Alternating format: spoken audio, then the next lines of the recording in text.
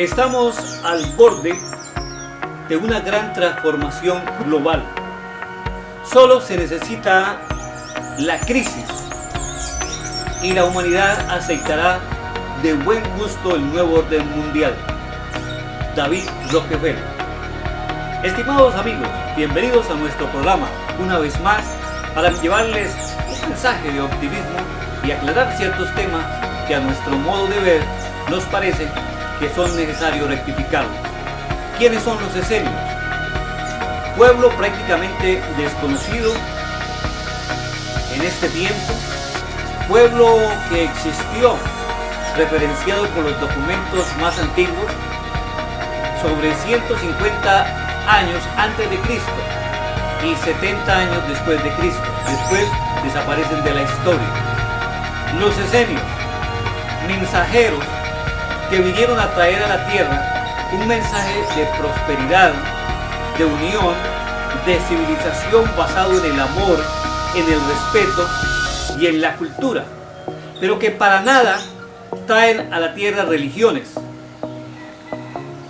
El cristianismo y el judaísmo hebraico se originan de los esenios, sin lugar a dudas. Así es que en los siguientes minutos les contaremos un poco más de lo que se dice, de lo que se habla y de lo que se especula sobre los esenios. Bienvenidos. Los esenios son judíos hebraicos de sangre y son una avanzada desde un planeta más brillante. Y ustedes se preguntarán ahora, ¿cuál es ese planeta más brillante? Vamos a especular un poco. Sirio.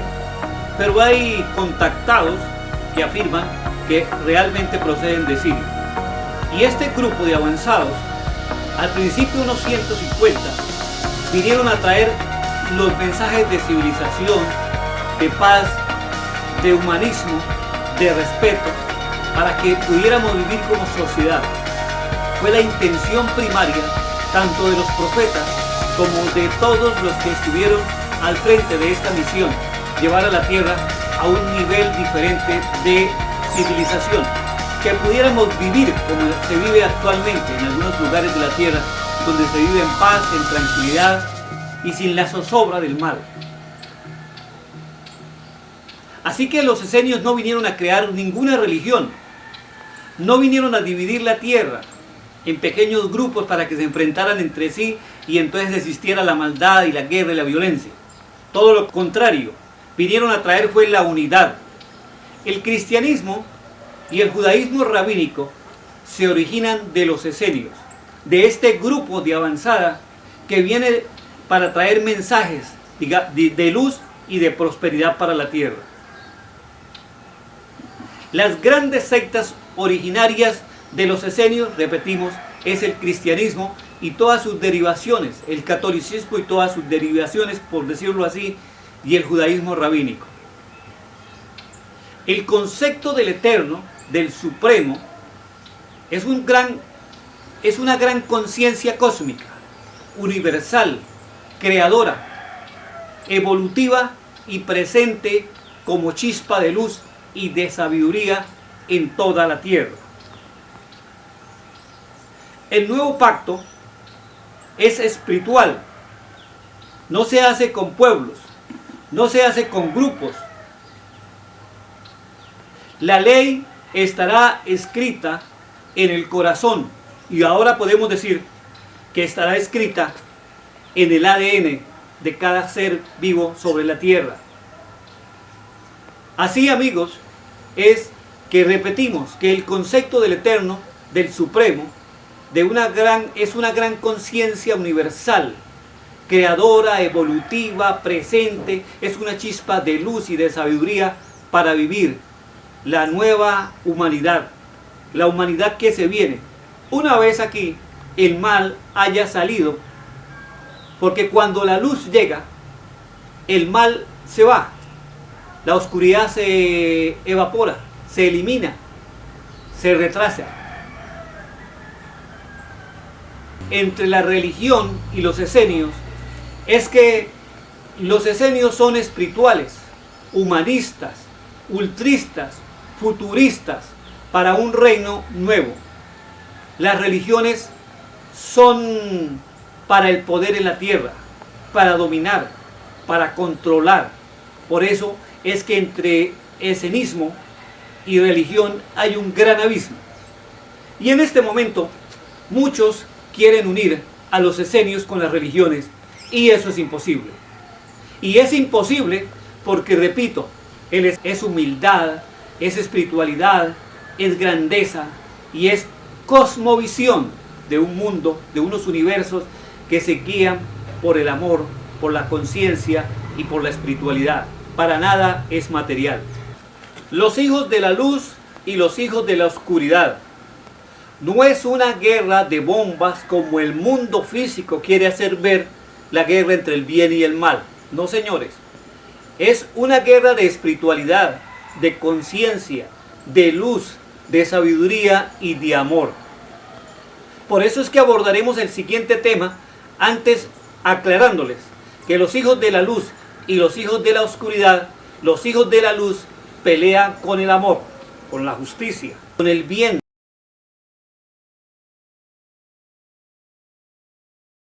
Algunos pueblos antiguos quisieron representar a esta conciencia suprema mediante imágenes, y por eso conocimos que algunos pueblos construyeron imágenes a la memoria de él. Pero era imposible representar a esta conciencia que está en todo el universo. No hay forma, porque no es forma de hombre. Es un espíritu, una conciencia que está en todo ser vivo y que al mismo tiempo tiene personalidad individual. Israel es el padre, Israel es la madre, Israel es ese ser superior, esa conciencia que mueve los mundos, creadora, infinita, inconmensurable e incognoscible. Los profetas vienen de la escuela de los esenios. En Israel, en el siglo I, según las referencias históricas de los principales historiadores de la época, como Josefo y Plinio y todos ellos, saben que esta es la escuela de los profetas, que es la escuela de los hombres buenos, que es buenos en el sentido de que dan el mensaje de paz, de amor, de igualdad y traen la luz para un mundo totalmente en tinieblas, un mundo idolátrico. Así es que esa idolatría de creer que el Supremo está representado en algo o que se puede atrapar dentro de cuatro paredes es a lo que se viene a traer también luz. Por ello es que encontramos profetas, todos con la misma raíz de el Supremo. Por ejemplo, dentro de los arcángeles, él nos indica inmediatamente que se está refiriendo a esa conciencia universal, a ese ser supremo. Miguel, Rafael, y en la parte física, material, aquí en la tierra, Daniel, Joel y muchos otros, cuya raíz de su nombre o terminación de su nombre es él. Por tal motivo, estamos hablando de la conciencia universal y eterna, de ese maná de civilización que traen a la tierra, pero que los intereses terrenales mezclan, se paran en la puerta y no permiten que el hombre material entre al mundo espiritual.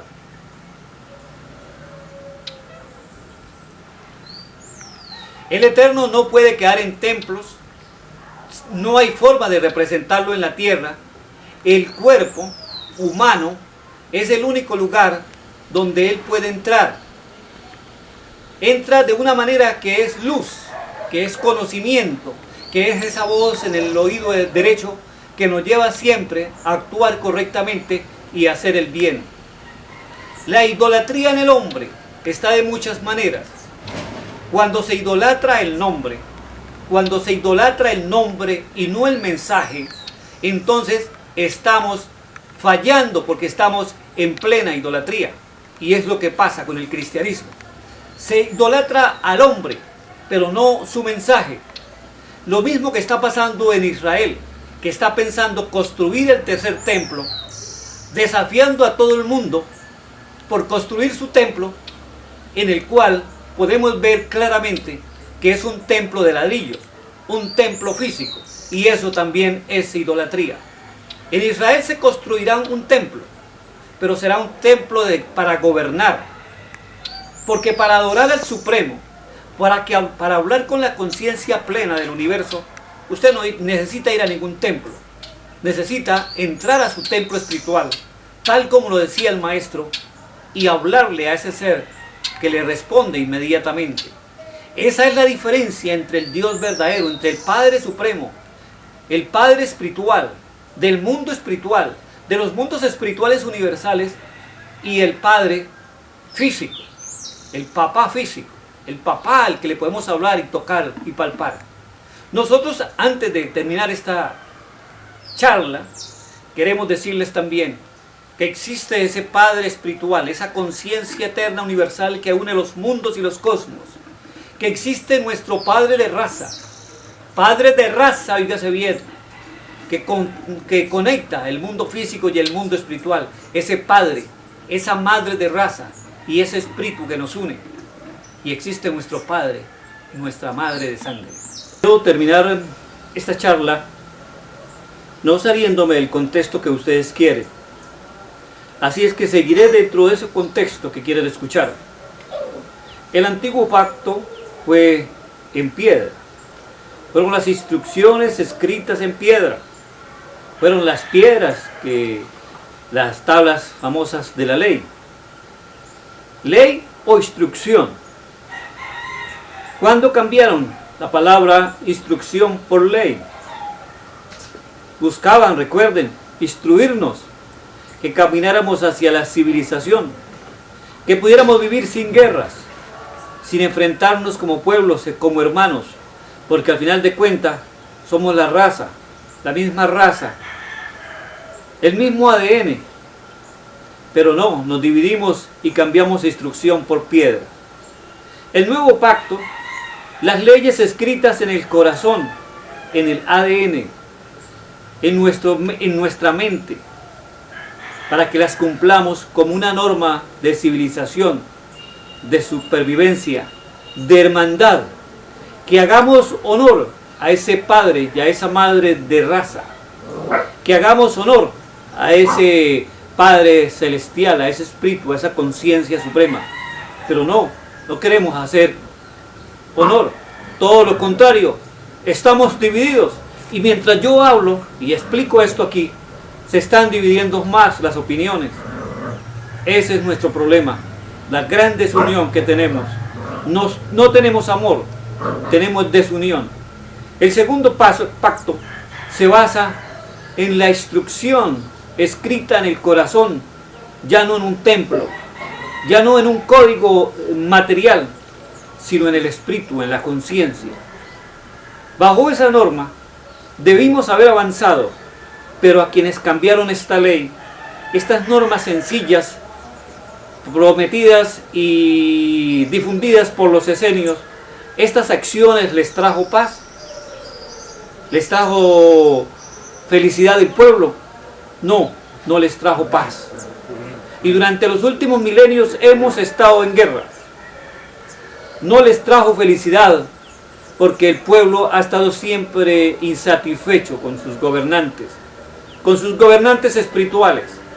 Ha estado siempre insatisfecho.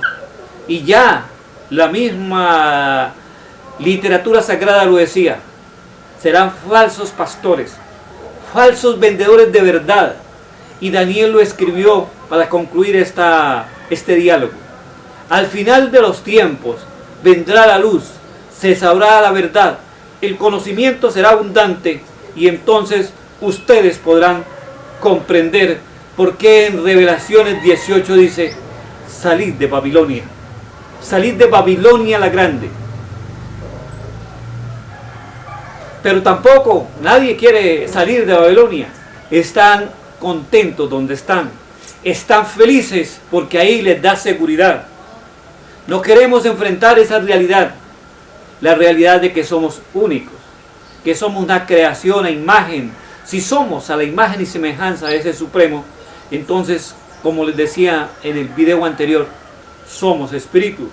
No nos podemos parecer en algo a nuestro Padre, a nuestra madre, a nuestros creadores, si no crecemos en el espíritu. Si vivimos solamente pegados a la materia, no nos parecemos al Padre Supremo. Nos parecemos al Homo sapiens, al que corre en los primeros siglos, en los primeros milenios, por las montañas, viviendo en cuevas, viviendo sin papel higiénico, viviendo sin cocinar su comida, viviendo sin ningún estado de civilización, matándonos unos con otros por un pedazo de carne, por un pedazo de comida. Pero gracias a esas enseñanzas nos hemos civilizado un poco y seguiremos avanzando. Esa es la esperanza y esa es la luz en la mitad del camino. La luz sigue encendida para que cada día avancemos hacia ser pueblo civilizado y un día, con la dirección espiritual del Supremo, tengamos paz en la tierra.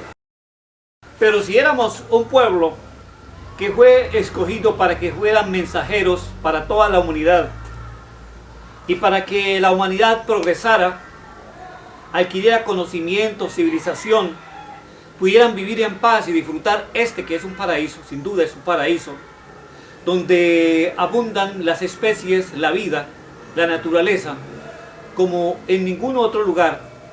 Entonces, y nos habían nombrado como administradores de este lugar.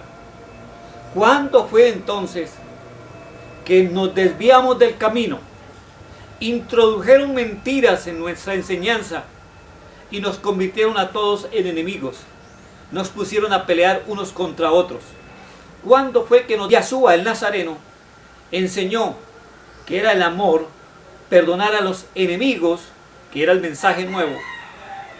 ¿Cuándo olvidamos eso y dejamos de transmitir el mensaje de amor, de unidad, de civilización a este mundo? Y empezamos a transmitir otras cosas. Y ahora estamos divididos en muchos grupos, en cientos de grupos, en miles de grupos, que no logran encontrar el camino de la paz y el camino de la unidad. ¿Cuándo sucedió eso? ¿Cuándo sucedió? Es que quiero contarles en el siguiente programa cuándo fue que nos desviamos del camino de la verdad, del camino del amor, del camino de la justicia para la tierra y buscamos otros senderos, senderos de oscuridad. Nos desviamos del camino recto e hicimos que la verdad se fuera sesgada por un ladito, como una especie de secreto, y la falsedad se fuera por el centro y nos condujera a donde estamos en este momento, a la orilla de la mesa, en un abismo, en medio de grandes dificultades, en medio de un mundo que parece que puede caer, que parece desfallecer ante la desunión, la desigualdad, la injusticia, la falta de ley.